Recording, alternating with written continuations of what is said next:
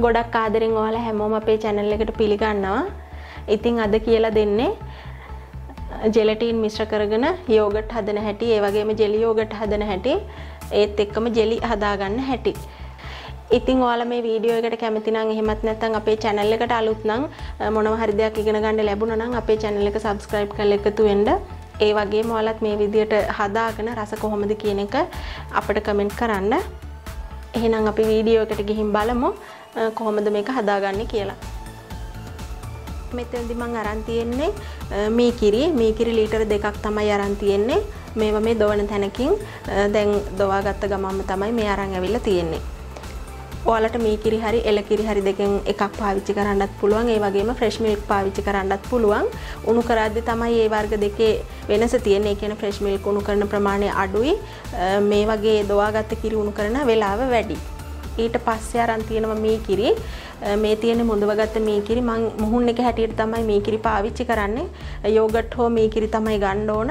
ඔයාලට පුළුවන් යෝගට් කැමති නම් යෝගට් ගන්න. ලීටර එකකට එක කෝප්පයක් තමයි ඕන වෙන්නේ, යෝගට් කෝප්පයක්. දැන් මම මෙතන කිරි ලීටර 2ක් නිසා ලොකු මුඳවපු කිරි හට්ටියක භාගයකට අඩු ප්‍රමාණයක්, ඒ කියන්නේ භාගයකට චුට්ටක් වැඩිපුර ඉතුරු වෙන්න මෙතනට අරන් තියෙනවා. ඊට පස්සේ ජෙලටින් හැඳි එකමාරක් අරන් තියෙනවා. සීනි ග්‍රෑම් 200ක් අරන් තියෙනවා. සීනි ප්‍රමාණය අඩු වැඩි කරගන්න පුළුවන්. සීනි වලට කැමති නැත්නම් නොදාම වුණත් හදා ගන්න පුළුවනි.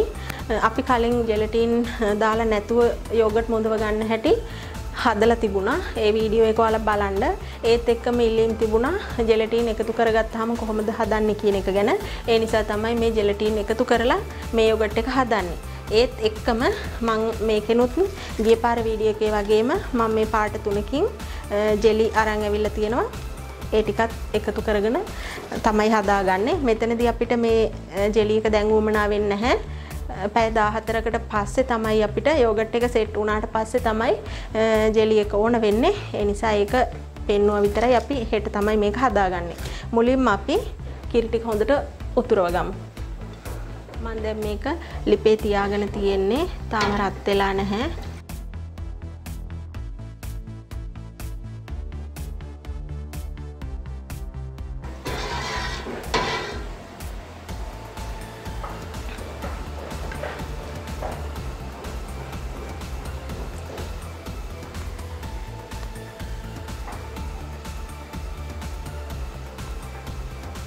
දැන් අපේ මේ කිරි එක හොඳට රත් වීගෙන එන්නේ. උඩින් යොදයක් මිදීගෙන එනවා. ඔයාලට පේනවා ඇති.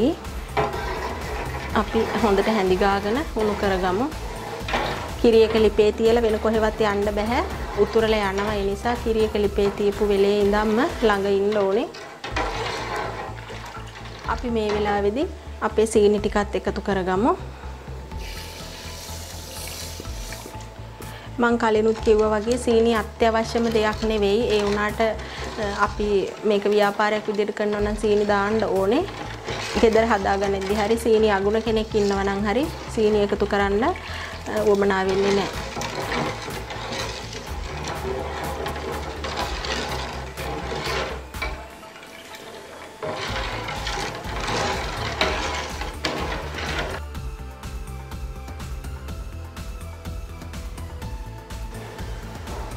අපේ කිරි එක තාම උතුරගෙන ආවේ නැහැ එකපාරක්වත්.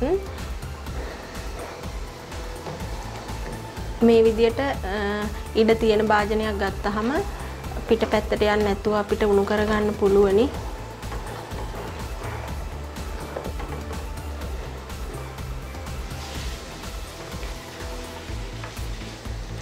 මේ විදියට මේ පේනව නේද ඔයාලට උතුරගෙන දැන් එනවා. මේ විදියට මේක කටපළල භාජනයක් නිසා උතුරලා උඩටම යන්නේ නැහැ. හදිස්සිය හරි ඔයාලා මේ විදියට උණු කරන ගමන් පොඩි භාජනයක උණු කරන ගමන් උතුරගෙන ආවොත් ඉක්මනින්ම ලිප ඕෆ් කරගන්න.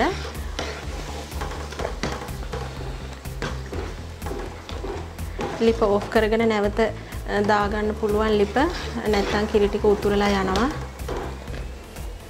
මේ විදියට මේ හොඳට උතුරගෙන එනවා කිරි ටික. මේ වෙලාවේදී මේ කිරි වල තියෙන වතුර ගතිය වාෂ්ප වෙලා ගිහිල්ලා හොඳ කිරි ටික විතරක් ඉතුරු වෙනවා. මේ විදියට උතුරගෙන එනකොට ඔයාලට පුළුවනි අපේ මේ ජෙලටින් ටික උණු වතුර එකක ඒ කියන්නේ උණු වතුර මේ මේස හැඳි දෙකක් තුනක් විතර වගේ ප්‍රමාණයකට මේ ජෙලටින් ටික දිය කරගෙන එහෙම නැත්නම් මේ වගේ රත් වෙච්ච කිරි ටිකක්ම මේ ජෙලටින් එකට දාලා හොඳට මේ ටික දිය කරගෙන එකතු කරන්නත් පුළුවනි. එහෙම නැත්නම් මේ ටික මේ විදියටම එකතු කරන්නත් පුළුවනි. මම මේ විදියට අපේ කිරි භාජනයටම එකතු කරගන්නවා. එකතු කරගෙන හොඳට කලවම් කරගන්නවා.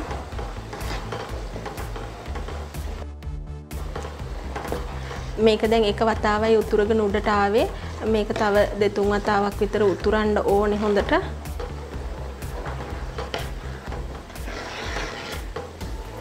අපි මේ විදියට අපි මේ දාගත්ත ජෙලටින් ටික දිය වෙනකන් හොඳට උණු කරගමු. දැන් මේ විදියට කිරි ටික නටනවා වුණාට උඩට එන්නේ නැහැ. ඉස්සෙල්ලා වගේ පළවෙනි වතාව දෙවෙනි වතාව එහෙම උඩට මෙනවනේ කිරි ටික නටනකොට. දැන් එහෙම එන්නේ නැහැ. දැන් අපි ලිප ඔෆ් කරගමු. මට විනාඩි 10ක් 15ක් විතර ගියා මේක උණු කරගන්න. ෆ්‍රෙෂ් මිල්ක් නම් මෙහෙම නෙමෙයි, මේ දොවාගත්ත කිරි නිසා තමයි වෙලා යන්නේ. මේ වෙලාවේදී දිය වෙලා නැති ජෙලටිනුත් පොඩ්ඩක් තියෙනවා. ඒකට කමක් නැහැ. අපි මේක පෙරාගෙන තමයි කප් වලට දාන්නේ. එතකොට මේ ටික පෙරා ගන්න පුළුවන්. දැන් මම ලිප ඔෆ් කරගන්නවා.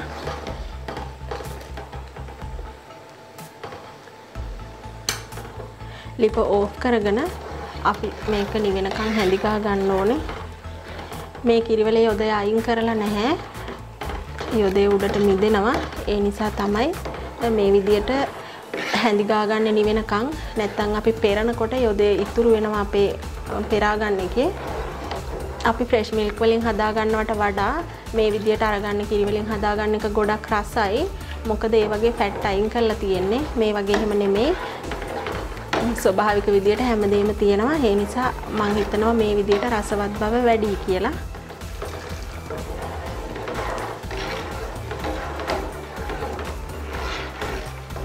හදිසියෙන් නිවා ගන්න ඕන නම් වතුර භාජනයක තියා ගන්නත් පුළුවනි. එහෙම නැත්නම් හොඳට හුළඟ එන තැනක තියා ගන්නත් පුළුවනි. අපි මේ ටික නිවුණාට පස්සේ ඊතුරු දේවල් ටික බලමු. මේ විදියට හොඳට දැන් නිවිලා තියෙන්නේ. අපිට කිරියකට ඇඟිල්ල දාගෙන මේ විදියට ඉන්න පුළුවනි. සාමාන්‍ය රසණයක් තියෙනවා. ඒ විදියට රසණයක් තියෙන්න ඕනේ. තද රසණින් තිබ්බහම අපේ මුහුන් එකට හොඳ නැහැ. ඒ වගේම ගොඩක් නිමුනහම ඒත් මුහුන් එකට හොඳ නැහැ. එයාලා මද රසණින් තමයි ක්‍රියාකාරී වෙන්නේ. මේ විදියට පොඩි කරගෙන තමයි අපි එකතු කරගන්න ඕනේ.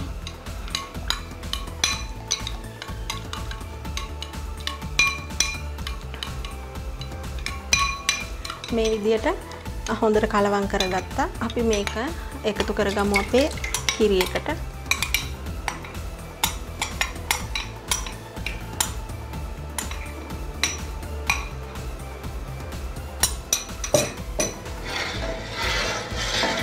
ඊට පස්සෙත් මේ විදියට හොඳට කලවම් කරගමු.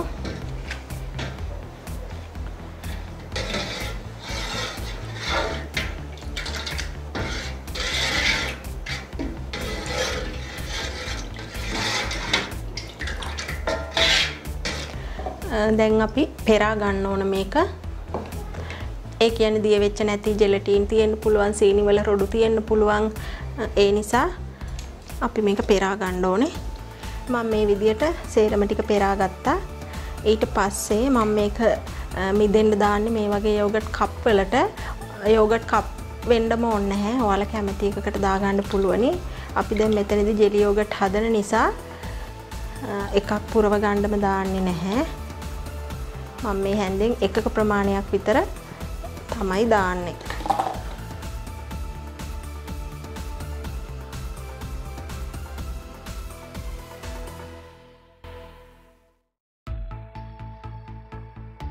මම මේ විදියට දාගත්තා. මේ භාගයක් දාලා තියෙන්නේ ජෙලි ටික දාන්න ඉඩ ඉතුරු කරලා. ඊට පස්සේ සම්පූර්ණයෙන් කීපයකුත් දාගෙන තියෙනවා. මෙතනදී මේ තියෙන මේ වායු බුබුලු ටික ටූත් පික් එකකින් ඇනලා එහෙම නැත්නම් හැන්දකින් හරි ඔයාලා ඒ ටික අයින් කරගන්න ඕනේ. මේ විදිහට පොඩ්ඩක් තද කරාමත් ඒ ටික හරියනවා. එහෙම හරියන්නේ නැති වුණොත් මේ විදිහට අරන් හරි හදාගන්න. මේ විදිහට ඔක්කොගේ මේ ඒ විදිහට කරගෙන ඉවර වෙලා අපි වහ ගන්න ඕන පියන් ටික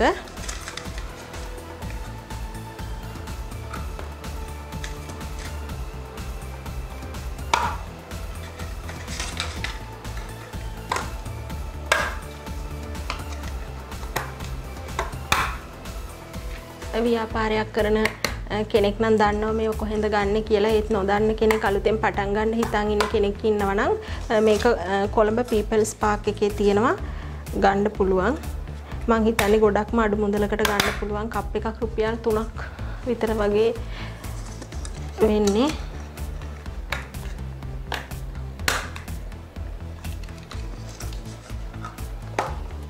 මේ විදිහට යෝගට් කප් ටික ඔක්කොම වහගත්තා. දැන් අපි මේක හොඳට අසුරගෙන අඳුරු තැනක තියලා තියන්න ඕන.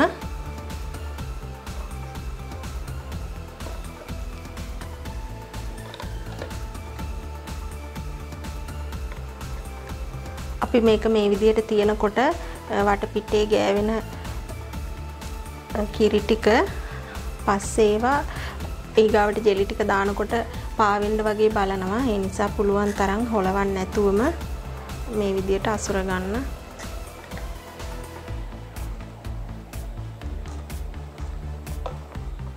මම මේ විදිහට හදාගත්ත යෝගට් ටික පැක් කරගෙන තියෙන්නේ.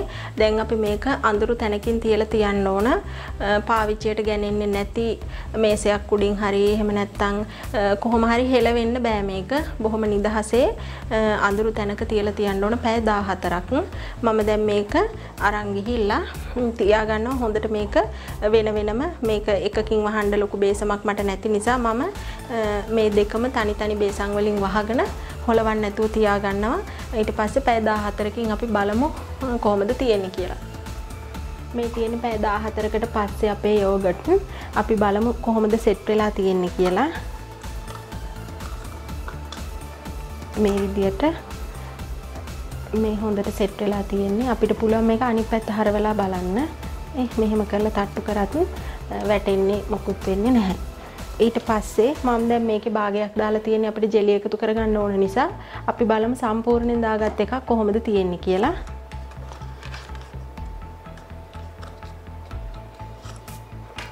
මේ විදිහට මේ අපි සම්පූර්ණයෙන් දාගත් එකක්. ඒකත් අපි අනිත් පැත්ත හරවලා බලමු. මේ එහෙම කරත් වැටෙන්නේ මොකුත් නැහැ. මේ විදිහට හොඳට තියෙනවා. දැන් අපි මේ ටික අපේ ජෙලි ටික දාගන්න පුළුවන් විදියට හරි ගස්සගමු. මේ විදියට ජෙලි ටික දාන්න ඕන යෝගට් ටික වෙන් කරගත්තා.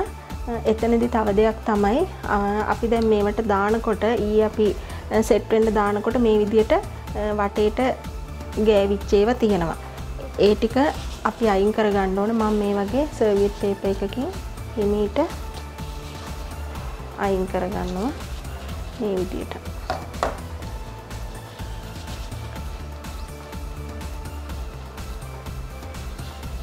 ඒ විදිහට අපි පිහලා අයින් කරේ නැත්නම් තන තන ගෑවිච්ච කිරි අපි ජෙලි ටික දානකොට ඒ ටික උඩට පාවෙන්න බලනවා.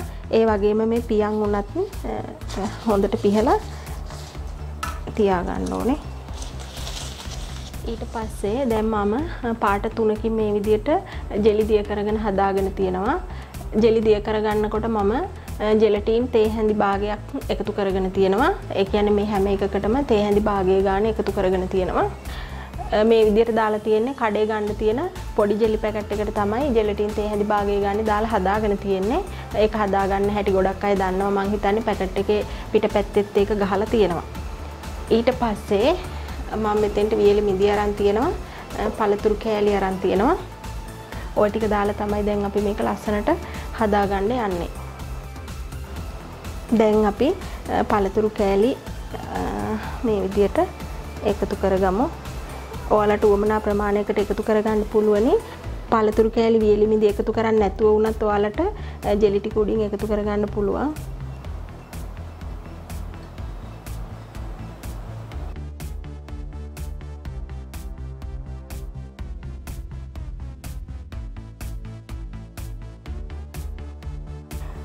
අපි මිදි ටිකත් මේ විදිහට එකතු කරගමු. මේක කැමති ප්‍රමාණයක් දාන්නත් පුළුවන්, නොදාම ඉන්නත් පුළුවනි.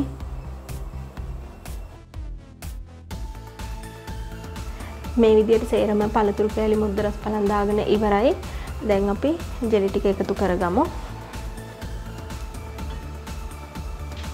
මම මේ විදිහ හැන්දක් තමයි පාවිච්චි කරන්නේ. කෝප් එකකින් වගේ අපි වක් කරනකොට මේක සමහර විට පළුදු වෙන්න ඉඩ තියෙනවා. ඒ නිසා මේ විදිහට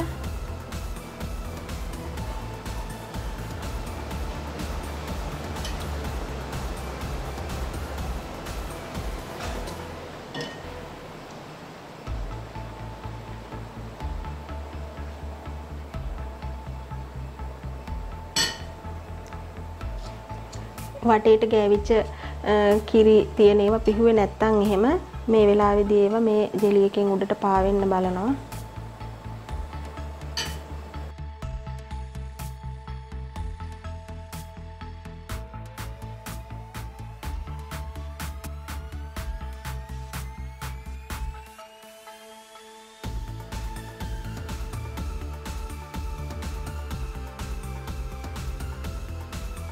ඉතින් මම මෙන්න මේ විදියට ජෙලි ටික එකතු කරගත්තා. ඊට පස්සේ පොඩ ඉතුරු වුණා. මම ඒ ටිකත් මේ විදියට වෙනම කප් 3කට දාගත්තා. පොඩි ළමයි ඉන්න අය ගොඩක් කැමති. ඒ නිසා දැන් අපි මේ ටික වහගෙන ෆ්‍රිජ් එකේ යට කොටසේ තියාගන්න ඕන පැය 2ක්. මේ තියෙන්නේ අපි පැය 2ක් ෆ්‍රිජ් එකේ තියාගෙන අරන් ආව අපේ යෝගට් ටික, ජෙලි යෝගට් ටික, මේ ඉතුරු වෙච්ච ඒවාගෙන් දාපු ජෙලි ටික අපි ඇරලා බලමු දැන් කොහොමද මේවා තියෙන්නේ කියලා. මේ විදියට හොඳට සෙට් වෙලා තියෙන්නේ.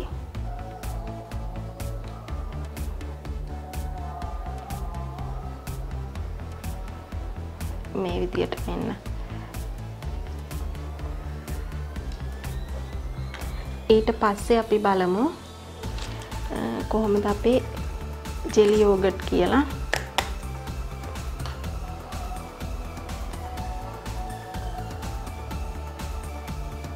මේ කොළ පාට මේ අපි දානකොට පැත්තකට චුටක් කොහොම ඇලවෙච්ච නිසා තමයි මේ විදියට තියෙන්නේ. මේවා ඔක්කොම මේ හොඳට සෙට් වෙලා තියෙන්නේ.